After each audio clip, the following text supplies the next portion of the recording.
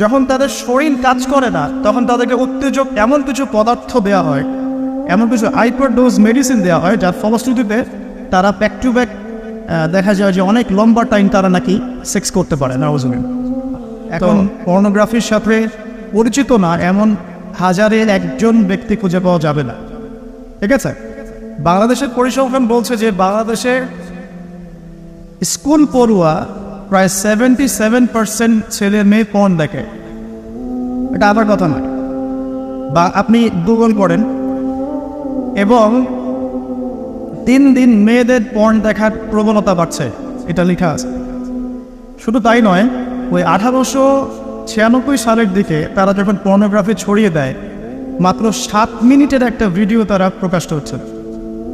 ঠিক আছে, এবং তার নামও তারা দিয়েছিল, আমার নামটা ঠিক খেয়াল নাই, আর আমি এগুলো ফিল্মস দেখিনি, আমি গুগলের নামটা দেখেছি কি নাম ছিল। তো তখন থেকে নিয়ে এই পর্যন্ত এই যে নীল সংস্কৃতি চালু করে দেয়া, এটা শুধু পশ্চিমাদের মধ্যে সীমাবদ্ধ থাকে নাই, পুরো বিশ্বের মধ্যে ছড়িয়ে দেওয়া হয়েছে। এবং আপনি পরিসংখ্যান দেখবেন যে এই নীল সংস্কৃতিতে সবচাইতে বেশি যারা পারদর্শী তারা হচ্ছে মার্কিন যুক্তরাষ্ট্রে। এবং এই ব্লু ফিল্মস পুরো বিশ্বে একটা ইন্ডাস্ট্রি চালু করেছে, এর নাম হচ্ছে পর্ন ইন্ডাস্ট্রি। ঠিক আছে, এবং আপনি এবার শুনলে অবাক হবেন যে এই পর্ন ইন্ডাস্ট্রি প্রতি বছরে $97 বিলিয়ন ব্যবসা করে। $97 বিলিয়ন ব্যবসা করে পর্ন ইন্ডাস্ট্রি সারা ওয়ার্ল্ডে। 1 বিলিয়ন সমান কত? 100 কোটি। 1 বিলিয়ন সমান 100 কোটি। $100 কোটি টাকা দিয়ে হিসাব করে দেখেন কত টাকা হয়।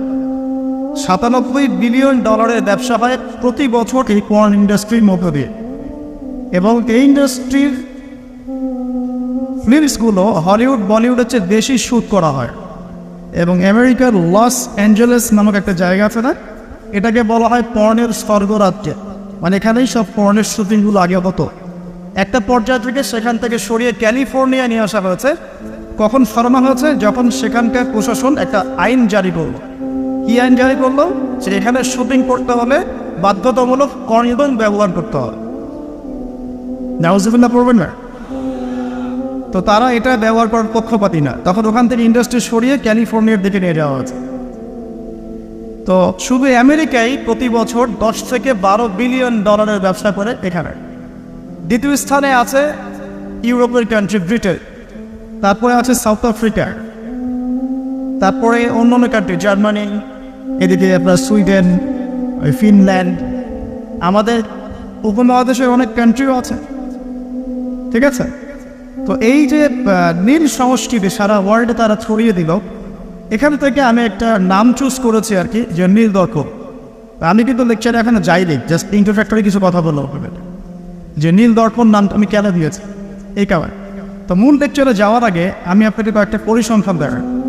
তার আগে বলে দিই যে এর ফলশ্রুতিতে শুধু যে ধর্ষণ বেড়েছে এমনটা নয়, বরং সমকামিতাও বেড়েছে। এখনকার পরিসংখ্যান বলছে মার্কিন যুক্তরাষ্ট্রের 52% মানুষ মনে করে যে সমকামিতাকে স্বীকৃতি দেওয়া উচিত, এবং 41% মানুষ মনে করে দেওয়ার দরকার নেই। কিন্তু আইনত এটা লিগ্যালাইজড, এটা ওদের বাক স্বাধীনতা। এটা কানাডা অনেক আগেই করেছে, ব্রিটেনেও আছে, অস্ট্রেলিয়াও স্বীকৃতি দিয়েছে, এবং দিন দিন আস্তে আস্তে আমাদের ভারত থেকে শুরু করে আমাদের দেশে পর্যন্ত এগুলোর বিস্তার বেড়ে গেছে। এবং তারা এখন সংগঠন তৈরি করেছে, তাদের ফ্ল্যাগ আছে, তারা অধিকারের কথা বলে, তারা স্বীকৃতি চায়। এবং পর্ন সম্পর্কে পড়তে গিয়ে আমি দেখলাম যে নর্মালি পর্নের যে ভিডিওগুলো হয় এগুলো হচ্ছে চলচ্চিত্রের মতো, জাস্ট যেমন একটা নায়ক নায়িকা শুটিং করে, গায়ক গায়িকা যেমন শুটিং করে, ঠিক এরকম করেই ফিল্মস শ্যুট করা হয়। আপনি যখন এটা সার্চ করবেন দেখবেন পর্ন ইন্ডাস্ট্রি থেকে বের হয়ে আসা কিছু ওদের কথা মতে পর্ন স্টার, তারা সাক্ষাৎকার দিয়েছে যে এই জগৎটার সম্পূর্ণটাই হচ্ছে মিথ্যা এবং ফেক। যা দেখানো হয় এটা টোটালি ফেক। এবং কোনো কোনো ক্ষেত্রে তাদেরকে বাধ্য করে জালের মধ্যে ফেলে এই ইন্ডাস্ট্রির মধ্যে অনুপ্রবেশ করানো হয়, যেখানে ওদের কোনো ইচ্ছাও থাকে। একবার জড়িয়ে গেলে কোনো মেয়ে সেখান থেকে আর বের হতে পারে না। শুধু তাই নয়, যখন তাদের শরীর কাজ করে না, তখন তাদেরকে উত্তেজক এমন কিছু পদার্থ দেওয়া হয়, এমন কিছু হাইপার ডোজ মেডিসিন দেওয়া হয়, যার ফলশ্রুতিতে তারা ব্যাক টু ব্যাক দেখা যায় যে অনেক লম্বা টাইম তারা নাকি সেক্স করতে পারে নাউজুবিন। তো এগুলো তাদেরই কথা, এটাতে আসক্ত নয় এমন মানুষ খুঁজে পাওয়া দুষ্কর। বাংলাদেশের রিপোর্ট বলছে যে বাংলাদেশে এখনকার ইয়াং জেনারেশনের মধ্যে 92% পর্ন দেখে। কত পার্সেন্ট? 92%। এবং পর্ন যে ওয়েবসাইটগুলো আছে যেগুলো এত বেশি শক্তিশালী, এগুলোকে হ্যাক পর্যন্ত করা সম্ভব নয়। 2014 সালে বাংলাদেশের গভর্নমেন্ট যে ছিল আমি জানি না, আমি আসলে এদিকে পলিটিক্সের খবর খুব একটা রাখি না, তারা 244টা পর্ন সাইটকে বন্ধ করে দিয়েছে। কিন্তু এমন একটা অ্যাক্সেস তারপরেও চালু ছিল যে অন্য থ্রু দিয়ে এগুলোতে ভিজিট করা যেত। সবচেয়ে বেশি পর্ন সাইট যেগুলোতে ভিজিট করা হয় তার মধ্যে এই সাবকন্টিনেন্ট বা ভারতবর্ষ উন্নত, ঠিক আছে? তো এগুলোর ফলশ্রুতিতে শুধু ধর্ষণ বেড়েছে এমন নয়, বরং সমকামিতাও বেড়েছে। এবং দেখা যাচ্ছে যে এখন প্রতি 10 জন মানুষের মধ্যে একজন নাকি, এটা রিপোর্ট, প্রতি 10 জনের মধ্যে নাকি একজন বিপরীত লিঙ্গের দিকে নয় বরং স্বলিঙ্গের দিকে আকর্ষিত হচ্ছে। এবং এই মহামারীগুলো দিন দিন বাড়ছে। আমি যখন লেকচার শেষ করবো তখন আপনাকে আমি কিছু হাদিস শোনাবো নবী সাল্লাল্লাহু আলাইহি ওয়াসাল্লামের এই যুগ সম্পর্কে কিছু ভবিষ্যৎবাণী। তখন আপনি মিলাতে পারবেন ইনশাআল্লাহ যে আসলে নবী সাল্লাল্লাহু আলাইহি ওয়াসাল্লাম কোন যুগটা সম্পর্কে সতর্ক বলছেন। তো মূল লেকচারে যাওয়ার আগে আমি আপনাদের কিছু পরিসংখ্যান শোনাচ্ছি, একটু মনোযোগ দিয়ে শুনুন। যে সভ্যতার কথা আমি আপনাদেরকে বললাম, ওই সভ্যতার কিছু পরিসংখ্যান উল্লেখ করে আমি আপনাদেরকে লেকচারের সামনে থেকে দেবো ইনশাআল্লাহ তাআলা। একটা রিপোর্ট বলছে, এটা দৈনিক জনকণ্ঠকে ছাপানো হয়েছিল, এটা ছাপানো হয়েছিল 16 অক্টোবর 2020-এ, যে তারা ওয়ার্ল্ডের টপ 10 যে কান্ট্রিজ ধর্ষণের দিক থেকে, নারী নির্যাতনের দিক থেকে এদের একটা তালিকা তৈরি করে। এবং এই তালিকায় একটু গেস করেন কোন দেশ টপে আছে? যে বলেন, বুঝতে পারছি না, ইন্ডিয়ানা সবচেয়ে টপে আছে ইউএসএ, ঠিক আছে? আমি আপনাকে পরিসংখ্যান দেখাচ্ছি, তারপরে আমি মূল লেকচারে যাবো ইনশাআল্লাহ।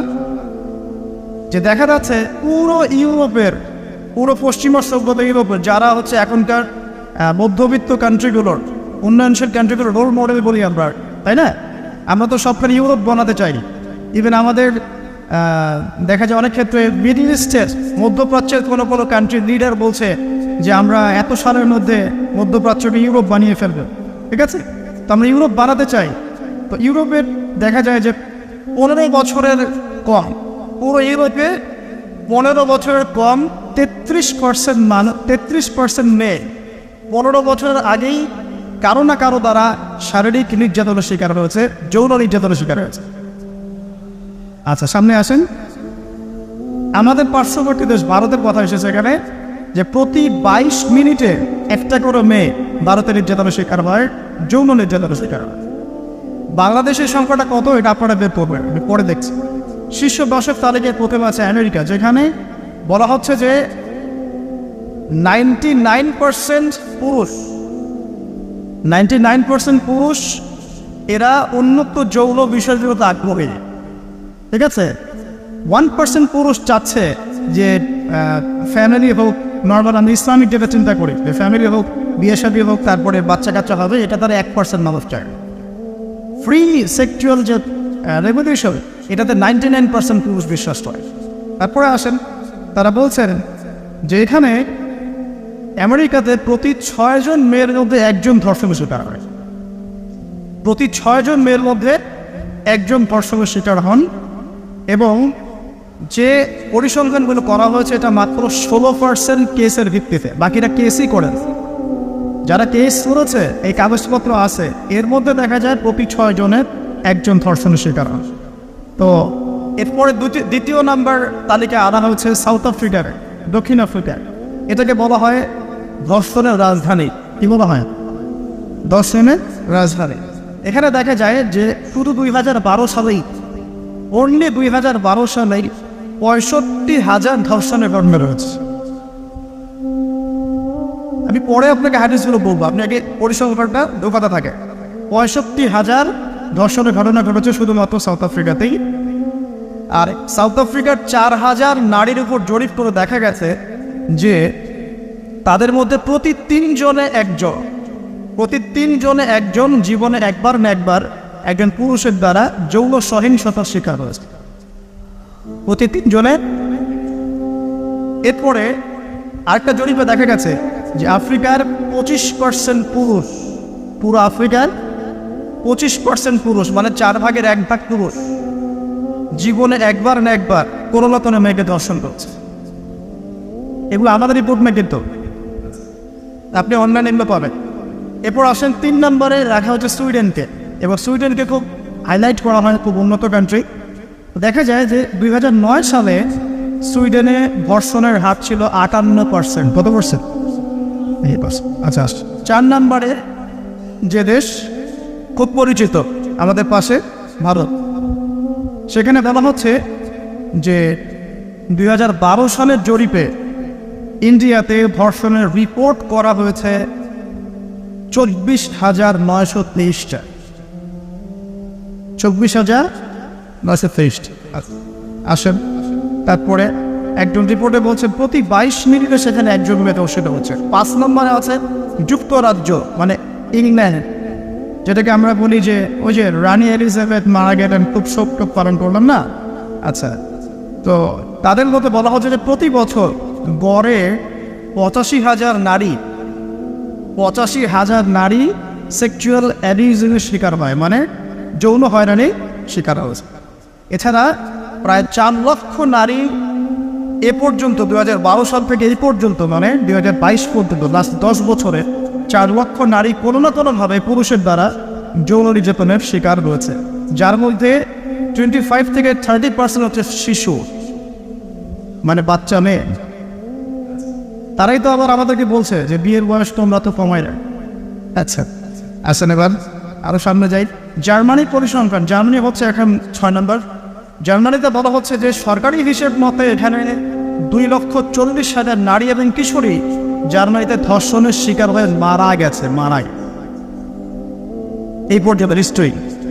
তারপরে আরেকজন হিসাবে বলছেন যে প্রযুক্তিতে জার্মানি এগিয়ে আছে ঠিকই, তবে 65,07,394 জন নারী এই পর্যন্ত জার্মানিতে ধর্ষণের শিকার হয়েছে, পুলিশের নথিতে রিপোর্ট আছে। আসলে সামনে এটা গেল জার্মানির কথা। এরপর ফ্রান্সের সেম কথা, 75,000 নারী প্রতি বছর ধর্ষণের শিকার হচ্ছে, যাদের মধ্যে 10% হচ্ছে শিশু। এবং কানাডার কথাও এখানে আছে, কানাডাও লিস্টের মধ্যে হচ্ছে 8 নম্বরে, যেখানে বলা হচ্ছে এই পর্যন্ত 25,16,918 জন রিপোর্ট করেছে। এবার বলতে থাকলে শেষ হবে না। 9 নম্বর আছে শ্রীলঙ্কা, এবং 10 নম্বরে আছে ইথিওপিয়া।